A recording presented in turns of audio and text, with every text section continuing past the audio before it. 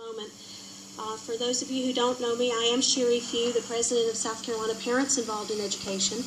I'm also the daughter of a retired Brigadier General Air Force fighter pilot who flew 2 missions in Vietnam. And I'm here today, of course, to address the anti-American AP US history standards. There are several people in the audience today who came who are also military veterans, and I'd like to ask them to stand, and if you're already standing, please raise your hand so that you can be recognized if you're a military veteran.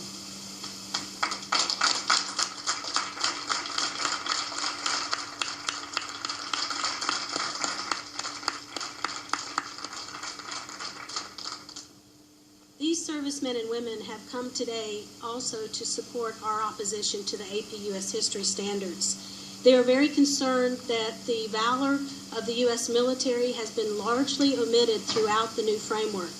Now, you've heard all kinds of arguments from the College Board and even from a teacher this morning or this afternoon defending the current course. And I have to tell you, when they say that there is more flexibility for teachers, that is absolutely not true.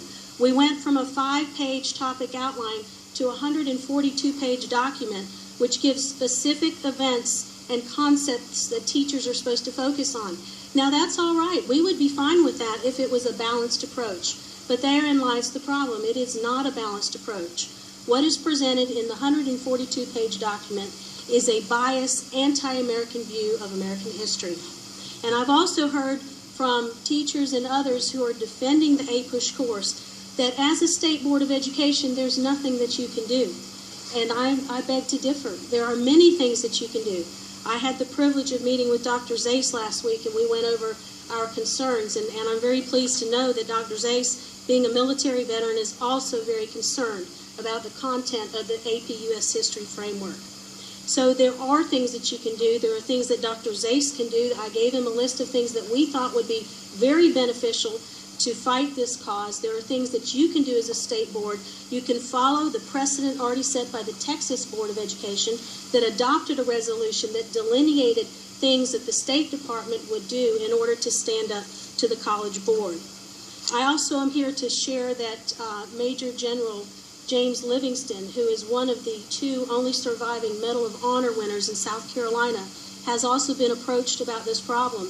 And he stands with us and supports our opposition to the new framework. And we hope that you will be hearing from him in the future, specifically on this matter. So I'm going to leave with you today some documents that were in your board packet that I felt were erroneous. So I'm going to leave these. I'm going to put... Board of Education, thank you for this opportunity. My name is Ben Kendall. I reside in Barnwell County, and Jim Griffin is my representative on this board, representing the 2nd Judicial District. I'm here to object to the APUSH standard.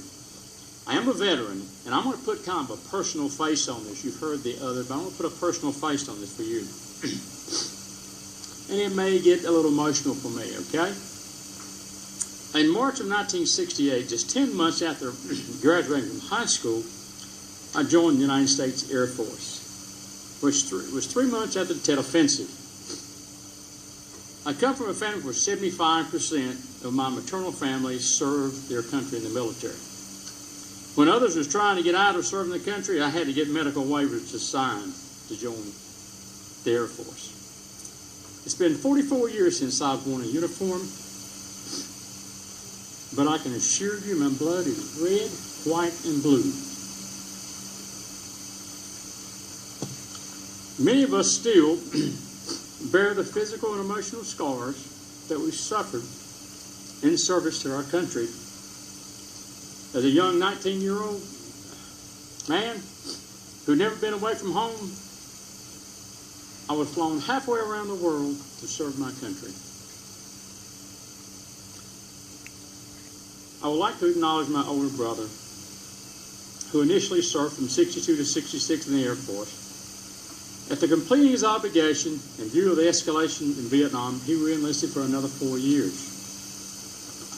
My brother and I were raised by a single mom who believed in not accepting any government assistance in any form. She installed 4 basic tenets: obey the laws of God and man, get a good education, develop a good work ethic, and treat others like you like to be treated. Growing up, we're not afforded the distractions that others had, and our primary focus was on reading with a strong emphasis on history. We continually observe the curriculum taught in North Carolina schools, but they fail to address history of America, especially the Civil War. I fully understand the need to teach history in our schools that accurately reviews the struggles that America has endured in the name of liberty and freedom. And on this day, on October the 8th, 1918, Corporal Alvin C. York reportedly killed 20 German soldiers and captured an additional 132 at the head of a small detachment in the Argonne Forest in France. The exploits later earned York the Congressional Medal of Honor. I'll reference my older brother, excuse me, who would have celebrated his 70th birthday on October the 16th. He was diagnosed with cancer in April 2007, and we lost him on December 29th, 2000, just 2 months after he celebrated his 63rd birthday. Thank you, Mr. Kenlow.